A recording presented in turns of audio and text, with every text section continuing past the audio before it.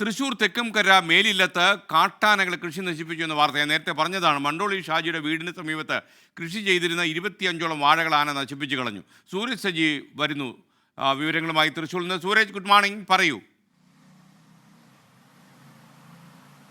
S K, ഒരു ഇടവേളയ്ക്ക് ശേഷം ഈ മച്ചാട് മേഖലയിലും ഈ കാട്ടാനശല്യം രൂക്ഷമാകുന്നു എന്നുള്ളതിന്റെ വാർത്തയാണ് ഇപ്പോൾ പുറത്തു വരുന്നത്. ഈ തെക്കുംകര പഞ്ചായത്തിലാണ് ഇത്തരത്തിൽ ഇന്ന് പുലർച്ചെ കാട്ടാനക്കൂട്ടം ഇറങ്ങി കൃഷി നശിപ്പിച്ചത്. ഈ പ്രദേശവാസിയായ ഷാജിയും കുടുംബവും ഈ കാട്ടാനകൾ എത്തി ബഹളം വെക്കുന്ന ശബ്ദം കേട്ടാണ് എഴുന്നേൽക്കുന്നത്. ആ സമയത്ത് ഇവരുടെ പുരയിടത്തോട് ചേർന്ന് തന്നെ കൃഷിത്തോട്ടത്തിൽ ഈ കാട്ടാനക്കൂട്ടം നിലയുറപ്പിച്ച സ്ഥിതിയായിരുന്നു. പിന്നീട് ഈ കുടുംബം തന്നെ ശബ്ദമുണ്ടാക്കി ഈ കാട്ടാനക്കൂട്ടത്തെ കാട് കയറ്റുകയായിരുന്നു. ഈ പ്രത്യേകിച്ച് ഈ മച്ചാട് വനമേഖലയിൽ വെള്ളവും തീറ്റയും ഒന്നും ഇല്ലാതായതോടുകൂടിയാണ് ഈ കാട്ടാനക്കൂട്ടം ജനവാസ മേഖലയിലേക്ക് ഇറങ്ങി തുടങ്ങിയതെന്നുള്ളതാണ് നാട്ടുകാർ ചൂണ്ടിക്കാണിക്കുന്നത്. കഴിഞ്ഞ ദിവസവും ഈ വാഴാനി മേഖലയിലും അതുപോലെ തന്നെ ഈ വീരോലിപ്പാടം മേഖലയിലും എല്ലാം കാട്ടാനക്കൂട്ടം ഇറങ്ങിയിരുന്നു. അതായത് ഈ വാഴാനി ഡാമിന് മുകളിൽ ഈ ഫെൻസിംഗ് ഉൾപ്പെടെ സ്ഥാപിച്ചിട്ടുണ്ടെങ്കിലും ഈ ആദിവാസി കോളനിയിലേക്ക് ഉൾപ്പെടെ ഈ കാട്ടാനക്കൂട്ടം ഇറങ്ങുന്ന ഒരു സാഹചര്യമാണുള്ളത്. ഇതോടുകൂടി ഈ മേഖലയിലെ ആദിവാസി വിഭാഗത്തിൽപ്പെട്ടവർക്ക് കാടിനകത്ത് തേൻ പോലും ശേഖരിക്കാൻ പോകാൻ കഴിയാത്ത സാഹചര്യമാണ് നിലനിൽക്കുന്നത് എന്നുള്ളതാണ് ചൂണ്ടിക്കാണിക്കുന്നത്. എന്തായാലും ഇപ്പോൾ ഈ തൃശ്ശൂരിന്റെ വനമേഖലയിലെല്ലാം കാട്ടാനശല്യം രൂക്ഷമായിരിക്കെ ഇപ്പോൾ ഈ മച്ചാട് മേഖലയിലും ഇത്തരത്തിൽ ജനവാസ മേഖലയിലേക്ക്